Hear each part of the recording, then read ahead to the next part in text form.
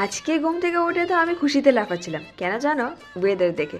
আজকের ওয়েদারটা আমার এত পছন্দ হয়েছে, একটু ঠান্ডা ঠান্ডা, একটু বৃষ্টি, এইরকম ওয়েদার আমার ভীষণ ভালো লাগে। কেন জানো? এইরকম ওয়েদারে খুব ভালো ঘুম হয়, কিন্তু সেটা আর আমার কপালে হলো না, বিকজ পাশের রুমে কাজ হচ্ছিল, তোমাদেরকে তো দেখিয়েই দিলাম। তারপর জানালার সামনে এসে মন খারাপ করে বলছিলাম, একটু যদি আজকে কাজটা বন্ধ থাকতো তাহলে মন্দ হতো না, তাই না বলো? তবে আমার জন্য কি আর, মানে আমার ঘুমের জন্য কি আর কাজ বন্ধ থাকবে, তোমরাই বলো।